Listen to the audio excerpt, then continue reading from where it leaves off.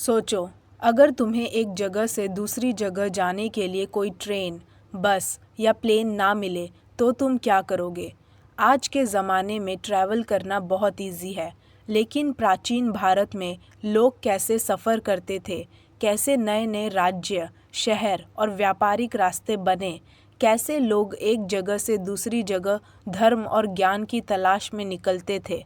आज हम यही सब जानेंगे इस ज़बरदस्त चैप्टर में, ट्रेडर्स, किंग्स एंड पिलग्रिम्स। तो चलो शुरू करते हैं एक सफ़र जो हमें लेकर जाएगा पुराने ज़माने के राजा महाराजाओं, व्यापारियों और यात्रियों के दुनिया में। प्राचीन भारत काफ़ी डायनामिक और कनेक्टेड था।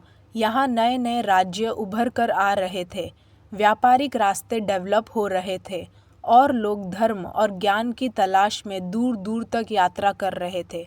ये वो समय था जब नए नए राजा अपनी ताकत बढ़ाने के लिए नए शहर और नए साम्राज्य बना रहे थे।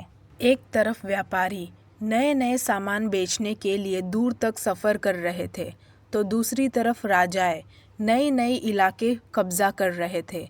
साथ ही भिक्षुक और यात्री नए नए धार्मिक और ज्ञान की तलाश में यात्रा कर रहे थे। इस चैप्टर में हम देखेंगे कि भारत और बाकी दुनिया के बीच व्यापार कैसे होता था, नए नए राज्य कौन से थे और धर्म के प्रचार में किसका बड़ा योगदान रहा। द सिल्क रूट, एक महत्वपूर्ण व्यापारिक रास्ता। भारत में जो सामान बनता था वो सिर्फ भारत तक सीमित नहीं था। ये दूर तक चाइना, रोम और वेस्ट एशिया तक भारत का सामान पहुंचाया जाता था। सबसे इम्पोर्टेंट व्यापारिक रास्ता था सिल्क रूट, जिसमें चाइना से रेशमी कपड़े आते थे और भारत से मसाले, सोना, चांदी, हाथी के दांत और सुंदर मूर्ति जाया करती थी। लेकिन सिर्फ सामान का ही लेन देन नहीं होता था, बल्कि संस्कृति, धर्म और सोच विचार भी एक देश से दूसरे देश तक पहुंचते थे। इसी रास्ते से बुद्धिज़्म चाइना और दूसरे एशियन देशों तक पहुंचा। नए नए राज्य और महाराजाओं की उत्पत्ति। जब व्यापार बढ़ा तो नए नए राज्य भी बने। कुछ राजा बहुत पावरफुल हो गए। कुशाना राजा उनमें से एक था।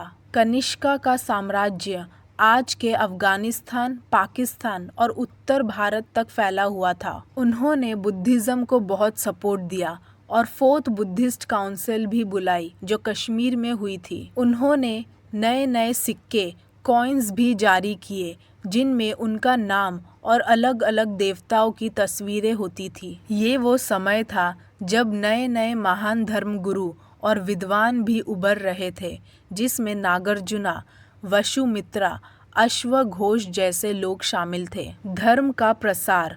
भिक्षुक और यात्री। जब नए नए राज्य उभर रहे थे तभी एक और अलग सफ़र चल रहा था, धर्म और ज्ञान का सफ़र। काफ़ी लोग भारत से दूर दूर तक जा रहे थे बुद्धिज़्म और हिंदुइज़्म का प्रचार करने के लिए। फैक्शियन और शुंगजांग जैसे नाम के इंसान चाइना से भारत आए बुद्धिज़्म को समझने के लिए। भारत के लोग भी साउथ ईस्ट एशिया, श्रीलंका और चाइना तक पहुंच गए धर्म का संदेश लेकर। एक तरफ अशोका जैसे राजा ने बुद्धिज़्म का प्रचार श्रीलंका तक भेजा, तो दूसरी तरफ गुप्ता साम्राज्य के समय हिंदू धर्म और संस्कृत भी फेल। भिक्षुक और उनका सफ़र। बुद्धिस्ट भिक्षुक अपने जीवन का बहुत बड़ा हिस्सा यात्रा में बिताते थे। वैशाख पूर्णिमा के बाद 3 महीने बारिश के होते थे, इसलिए भिक्षुक किसी एक जगह रुकते थे, बाकी समय वो सफ़र पर होते थे। भिक्षुक विहार और मोनेस्ट्री में रहते थे जो व्यापारी और राजा बनवाते थे।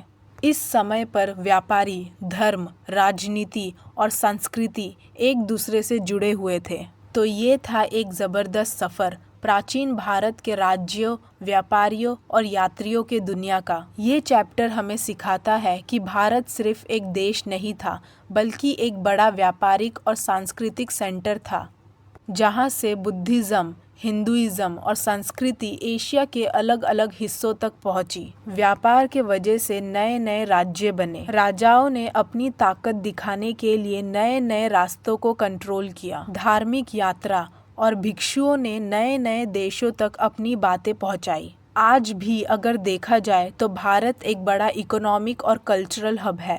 सिल्क रूट जैसे पुराने व्यापारिक रास्ते हमें ये दिखाते हैं कि दुनिया हमेशा से एक दूसरे से जुड़ी हुई है। अगर तुम्हें ये एक्सप्लेनेशन पसंद आई तो चैनल को लाइक करें, शेयर करें और सब्सक्राइब करना मत भूलना।